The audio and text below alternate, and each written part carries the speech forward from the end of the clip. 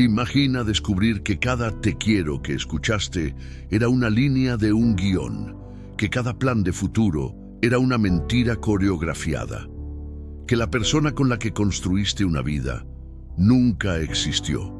Esta es la historia de Valeria, una mujer a quien le robaron todo: su amor, su hogar, su verdad, y cuando no le quedaba nada, fueron a por lo único que le quedaba, lo que llevaba en brazos. Pero lo que no sabían es que Valeria había encontrado una llave. Y esa llave no abría puerta, abría tumbas. Hoy vas a ver cómo una mujer común tomó una decisión extraordinaria. En vez de llorar su vida robada, usó las mismas ruinas para construir una trampa.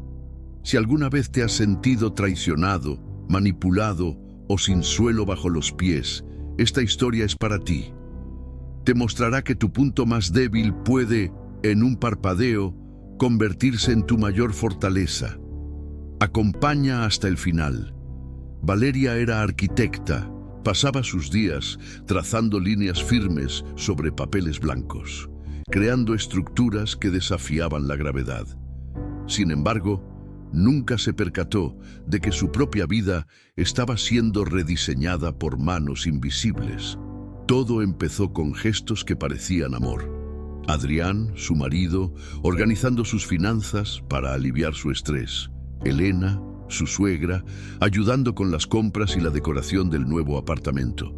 Su familia siempre tan presente, tan solícita. Poco a poco, los gestos se volvieron rejas. La arquitecta no notó que estaban construyendo una prisión a su alrededor, ladrillo a ladrillo, con el cemento del "nosotros sabemos lo que es mejor para ti". La mente humana es maestra en normalizar lo anormal para sobrevivir. Valeria justificaba que Adrián trabajara hasta tarde. Está construyendo nuestro futuro. Aceptaba que la suegra supervisara cada cuenta. ¡Qué suerte! Tengo una familia que me protege. Cuando normalizas el aprisionamiento, el sonido de las llaves girando en la cerradura empieza a aparecer música. La mujer que diseñaba rascacielos ahora veía sus mayores decisiones reducidas a elegir papillas. La trampa estaba cerrada y ella ni siquiera oyó el clic. El detonador llegó en forma de un paquete anónimo, sin remitente, dejado en la puerta. Dentro, solo una llave antigua y gastada y una nota con letras temblorosas. Él no era quien decía ser. En ese momento, el suelo bajo los pies de Valeria no cedió. Simplemente desapareció. El frío que sentía en el pecho desde hacía tiempo, aquel frío sutil que no tenía nombre, ganó una identidad: peligro.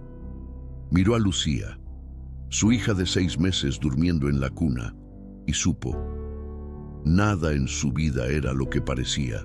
Los golpes en la puerta, pocos días después, llegaron con hombres de traje y voz suave. Reclamaban deudas colosales que ella nunca había contraído. La casa que creía su hogar, que había diseñado para Lucía, estaba hipotecada 3 veces. Adrián se había evaporado, dejando solo un rastro de papel y un silencio de tumba. Elena, entonces, mostró las garras. Firma estas transferencias, cariño. Es para protegernos. Cada documento era un nudo en la cuerda que apretaba el cuello de Valeria. La arquitecta que diseñaba espacios ahora no tenía ni dónde caerse muerta. La caída fue rápida y brutal.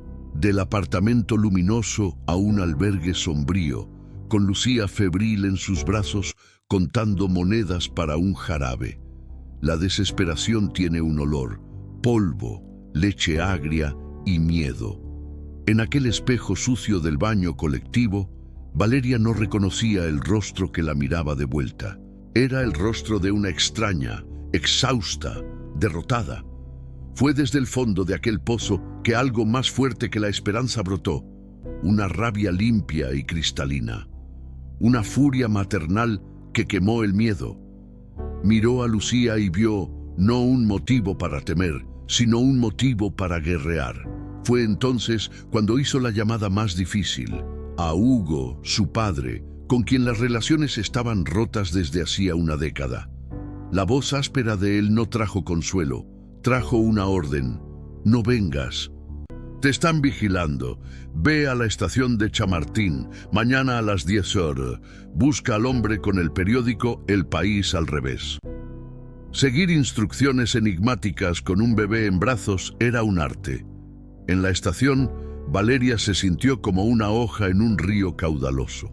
Encontró al hombre. Tomás, apariencia común. No hizo preguntas. Solo deslizó un móvil nuevo y una dirección en su bolsillo, desapareciendo entre la multitud. Aquel era el primer hilo de una red subterránea que Hugo, en su pasado oscuro, aún sabía cómo activar. La dirección la llevó a El Rincón de Emilio, una librería de viejo. Don Emilio, ciego, tenía una memoria que era un archivo vivo de Madrid. Cogió la llave, rozó sus dedos sobre sus muescas y dijo: «Esta no abre cajas fuertes, niña. Esta abre historias». La guió a una pared falsa, revelando carpetas polvorientas. La llave correspondía a un armario del Archivo Histórico Nacional, sección Casos Reservados. Un escalofrío recorrió la espalda de Valeria. No era sobre dinero, era sobre secretos del Estado. Dentro de aquella carpeta, su mundo se derrumbó por segunda vez. Fotos de dos niños idénticos en un orfanato, Adrián y Martín Guzmán, informes policiales sellados confidencial. Uno de ellos detallaba la desaparición de Martín en 2008 y una nota al margen escrita a mano. ¿Se sospecha que Adrián pueda haber asumido la identidad del hermano? Valeria no se había casado con un hombre. Se había casado con una fachada. Y Lucía, ¿qué era su hija en ese juego de identidades robadas? Hugo la encontró en la librería. Su mirada no era de lástima, era de evaluación. Vio la ferocidad nueva en los ojos de su hija. No quieren matarte, quieren controlarte.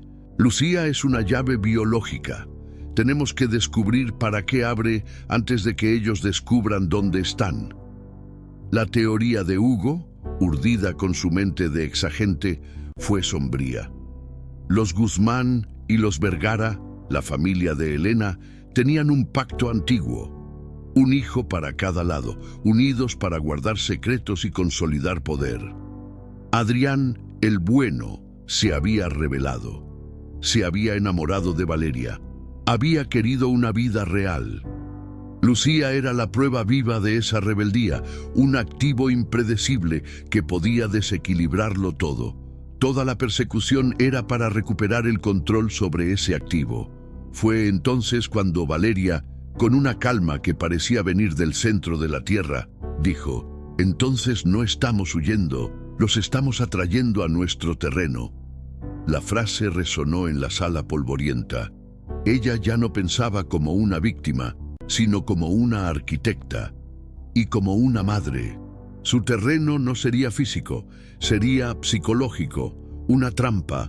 El cebo fue una llave falsa, una réplica perfecta, colocada en una caja de seguridad de alquiler de la estación de Atocha. Junto a ella, una nota manuscrita hecha para parecer escrita bajo pánico. El archivo los condenará a ambos. Contaban con la codicia y el miedo del enemigo. Mientras observaban a Ricky, el matón de Elena, y a su compañero mordiendo el anzuelo en la caja falsa, Valeria y Hugo entraban en el verdadero archivo histórico. El silencio era sepulcral. La llave real giró en la cerradura. Dentro, la verdad final, el testamento original de Eduardo Guzmán, reconociendo a ambos gemelos como herederos, y un anexo, un pacto de custodia y continuidad. En caso de desvío o muerte de Adrián, todos los bienes y obligaciones pasarían a Martín. Todo aquello, el matrimonio, el embarazo, había sido una farsa para mantener a Adrián bajo control, y cuando él escapó para asegurar que su herencia fuera a la versión obediente del hijo. Pasos resonaron en el corredor de mármol. El perfume caro era inconfundible. Elena apareció, elegante y fría como una cuchilla. Pensé que eras más inteligente, siseó, y entonces soltó la bomba que buscaba destruir a Valeria de una vez. Adrián está muerto, cariño. El hombre que amaste, que huyó contigo, era Martín desde el principio. El golpe fue brutal. Cada recuerdo, cada caricia, contaminada. Valeria miró a Lucía, durmiendo en su portabebés. ¿Quién era su padre? El rostro de Elena era puro triunfo cruel. Lo que no vio fue el dedo de Valeria tocando una tecla en el móvil de su bolsillo. Un solo toque que activó una transmisión en directo. «Lo sé», dijo Valeria, la voz saliendo temblorosa pero audible. «Y todo Madrid lo sabrá en 3 minutos». La expresión de Elena se congeló. Periodistas y cámaras, guiados por la periodista investigativa Natalia, contacto de Hugo, irrumpieron en el archivo. Valeria se volvió hacia las cámaras, sosteniendo a Lucía. Su transformación era completa. Era una testigo. Relató la trampa, el robo de identidad, el pacto, la persecución. Mostró los documentos. Ella confundió familia con feudo. Confundió un bebé con un activo. El poder de Elena, hecho de sombras, se evaporó bajo la luz de las cámaras. En el caos que siguió, llegó la policía. Ricky, arrestado en flagrante con la llave falsa, cantó para reducir su condena. Martín estaba vivo, con nueva identidad en Suiza. Adrián, el hermano que se había negado al pacto, había sido eliminado por querer una vida verdadera. El hombre al que Valeria había amado había existido y había sido asesinado por eso. El polvo se asentó. Los procesos judiciales se arrastraron, se hicieron titulares. La justicia lenta se movió. Pero la mayor victoria de Valeria no estaba en los tribunales. Estaba en aquel parque, un año después, empujando el carrito de Lucía bajo el sol. Era la victoria de haberse negado a volverse amarga, de haber transformado la rabia en protección y el miedo en estrategia. La historia que le contaría a Lucía no sería sobre un padre fantasma o una abuela cruel. Sería sobre la fuerza que se encuentra cuando te lo quitan todo, menos el amor, y sobre cómo, a veces, hay que desmontar la propia vida, ladrillo a ladrillo, para encontrar el verdadero cimiento que estuvo ahí todo el tiempo. Quizás tú no tengas una llave antigua o un pacto familiar sombrío, pero seguro que tienes tus batallas silenciosas, aquella voz que susurra cuando algo no está bien. El consejo de Valeria es este: presta atención al frío en el pecho. No es tu enemigo, es tu alarma más primitiva, y cuando suene no normalices, investiga, conecta los puntos. ¿Y tú? ¿Has sentido ese frío en el pecho? ¿Has normalizado algo que no estaba bien por comodidad o miedo? Compártelo en los comentarios. Tu experiencia puede ser la llave que le falta a alguien que está viendo esto y se siente solo. Si esta historia de transformación ha resonado contigo, considera suscribirte y activar la campanita. La próxima historia de fuerza encontrada en las ruinas puede ser la que necesites oír. Un like ayuda a esparcir este mensaje. Compártelo con alguien que necesite recordar que, aunque esté roto, todo cimiento puede ser reconstruido. Más fuerte, más verdadero, más tuyo.